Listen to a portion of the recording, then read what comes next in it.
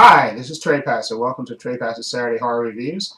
And I went back to my Hammer horror collection. And for this film, I looked to Dracula Has Risen from the Grave. That one. This is, I believe, the third appearance of, third time Christopher Lee played Dracula. And this one is a sequel to The Prince of Darkness.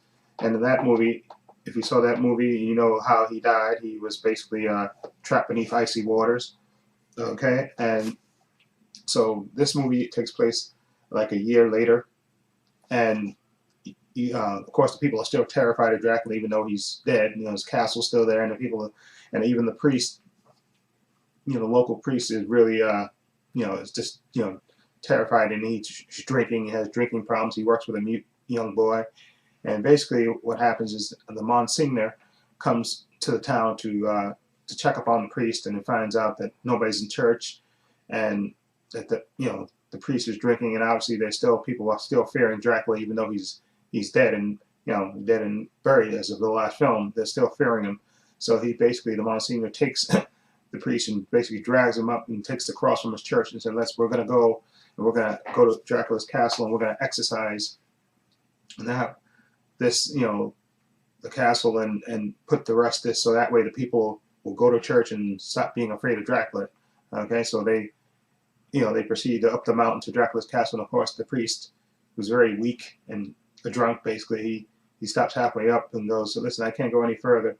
I'll stay down here and wait for you. And so the Monsignor goes up to the church and puts the cross on Dracula's boarded up castle and says a few words, magic words, of course, and a prayer.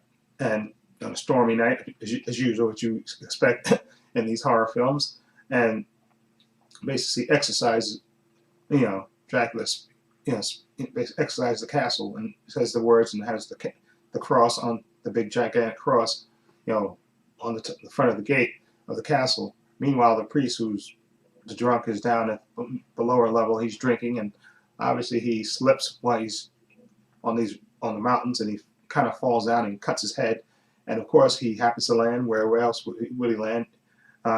Above the ice that he cracks, and the blood from his head drips down and basically to Dracula, who's, like I said, frozen in the water, and actually revives him. Okay, so this drunk priest, basically revives Dracula, and Dracula takes him as his minion, and basically he he finds out from the priest that the Monsignor is the one who exercised his castle, and he wants revenge. Okay, so he basically takes the priest and has the priest as his minion, and he goes to the town where the Monsignor has gone back to, where he lives in another village with his brother's wife and his niece. And the young niece is named Maria, and she's, of course, in love with a young guy named Paul, who's basically, they're in love and they want to, be together. But and of course, the thing with Paul is he's an atheist. Okay, and a planned dinner between him, the Monsignor, and his niece, and the mother goes really bad when the Monsignor finds out that this Paul is an atheist, and basically kind of casts him out of his house. Meanwhile, Dracula, with his priest minion, is on his way, okay, to extract revenge on the Monsignor, and you can guess, with the young, pretty niece, that's who he wants. That's how it's part of his revenge that he's going to take on the Monsignor. And this is a decent version, decent sequel to Prince of Darkness. I thought it was good. Christopher Lee, I thought it was pretty good. He talks more in this movie than I know. I know in certain movies he didn't talk that much. I think in Prince of Darkness he didn't talk that much at all.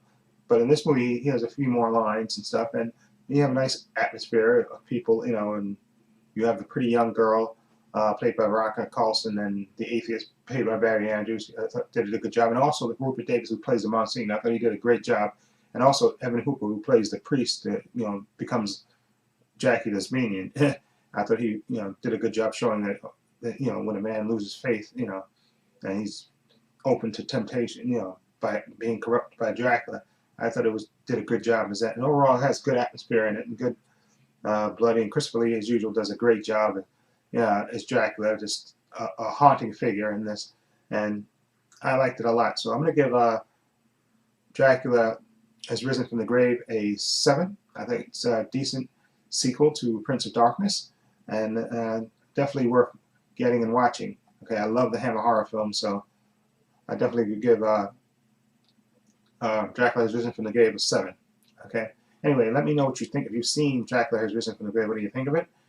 Feel free to leave comments down below, and if you like this review, please hit the subscribe button down below. And this is Trepacer saying so long and take care.